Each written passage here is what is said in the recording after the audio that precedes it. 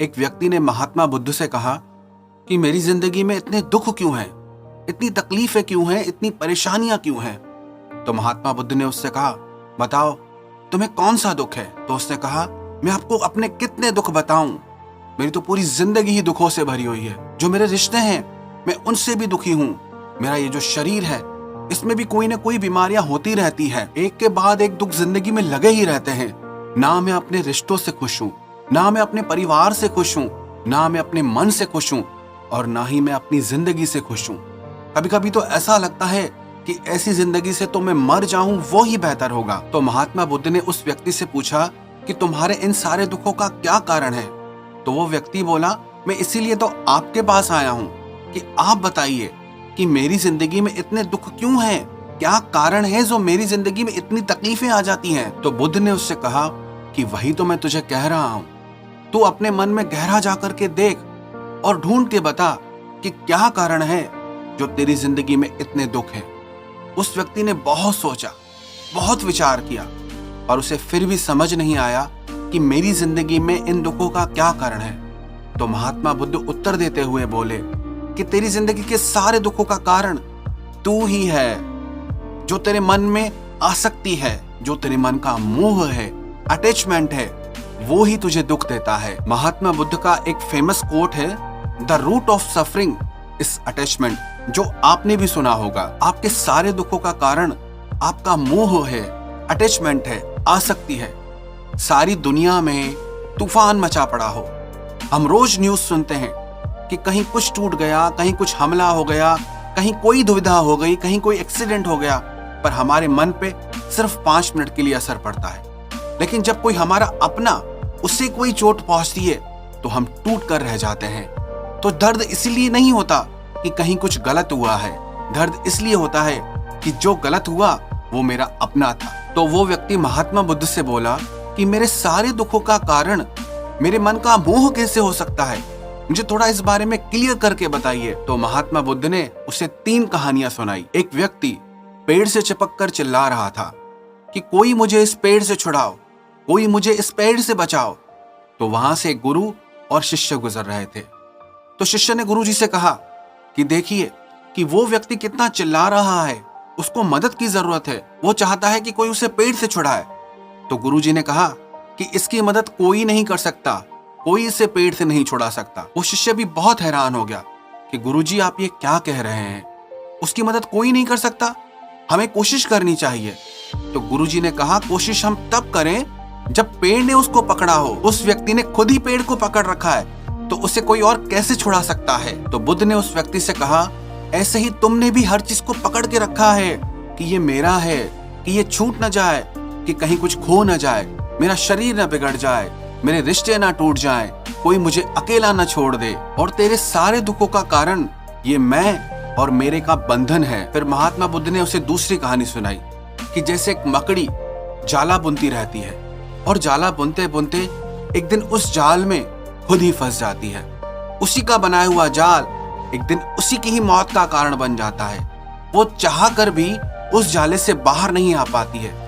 वैसे ही तूने भी ये रिश्तों के जाल बनाए, ये अपनेपन के जाल बनाए, और आज वही जाल तुझे दुख दे रहे हैं, तुझे तकलीफ दे रहे हैं कि मेरा परिवार, मेरे बच्चे, मेरे रिश्ते, वो तुझे इतना दुख दे रहे हैं, पर तू चाह कर भी उन्हें छोड़ नहीं सकता, क्योंकि वो जाल तेरा ही बनाया हुआ है। तुझे दुख सुख इसलिए नहीं है कि दुनिया में कहीं कुछ गलत है, तुझे दुख सुख इसलिए कि जो तेरे अपने हैं, जिसे तूने अपना माना है, जिसमें तेरा मोह है, वो तुझे दुख दे रहे हैं। उनसे तुझे सुख नहीं प्राप्त हो रहा, इसलिए तू अपनी जिंदगी में इतना दुखी है। फिर महात्मा बुद्ध ने उसे तीसरी कहानी सुनाई कि जैसे एक मधुमक्खी एक शहद के पात्र में या शहद की बोतल में जाके बैठ जाती है, वो शहद का रस लेने लगती है, उसको बहुत आनंद आता है। वो चाहे तो वो थोड़ा शहद ले करके उस शहद की बोतल से उड़ के जा सकती है, लेकिन उसे उस शहद में इतना आनंद आता है कि वो अपने सारे पैर उस शहद में फंसाकर उसका रस लेने लगती है।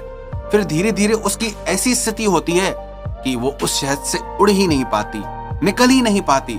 थोड़ा आगे जाती है, पीछे जाती है, दाएं बाएं जाती है, पर उस शहद से वो निकल ही नहीं पाती।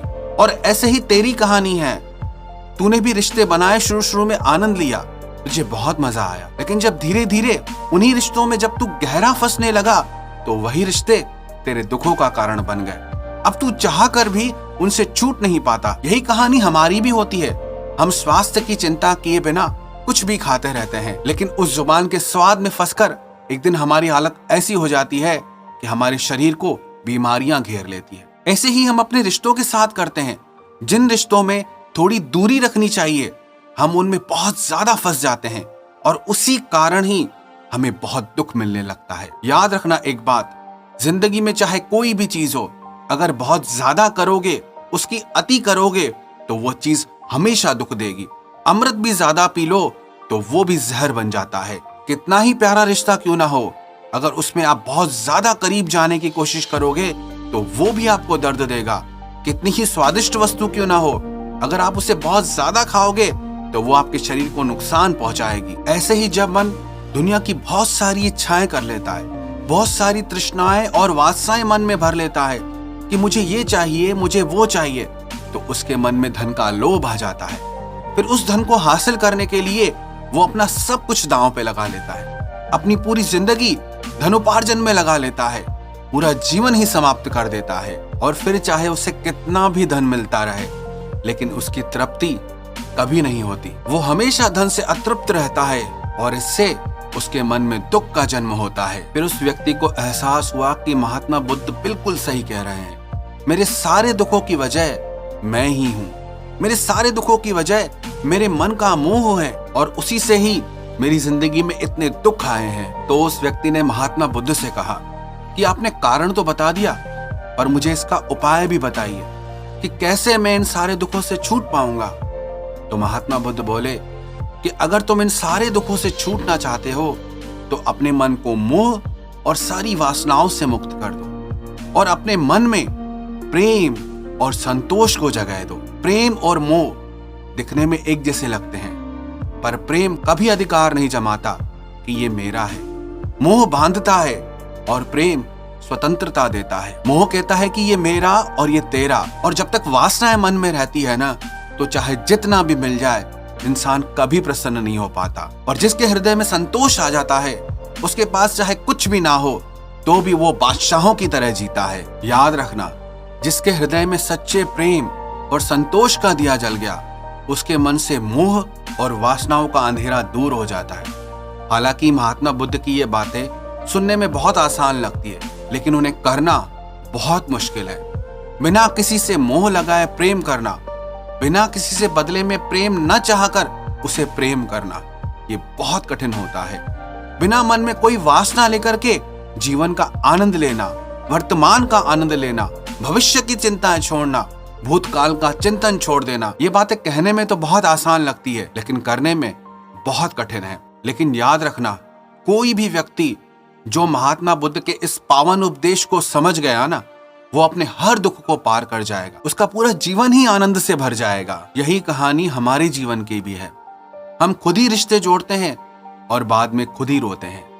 हम खुद ही प्रेम बढ़ाते हैं और बाद में खुद ही दुख पाते हैं। जिनके पीछे हम मेरा मेरा करके मरते रहते हैं, आखिर में वही लोग हमारा सबसे ज्यादा दिल दुखाते हैं। जिनकी खुशी के लिए हम कुछ भी करने को तैयार हो जाते हैं, जिनकी खुशी के लिए हम अपनी पूरी जिंदगी कुर्बान कर देते हैं, आखिर में वही लोग हमें सबसे ज्यादा तकलीफ पहुंचाते हैं। आखिर में वही लोग हमारे जीवन में दुखों का अंधकार भर देते हैं। चाहे वो हमारा परिवार हो, हमारे रिश्ते हो, हमारे मित्र हो, चाहे वो कोई भी संबंध क्यों ना हो।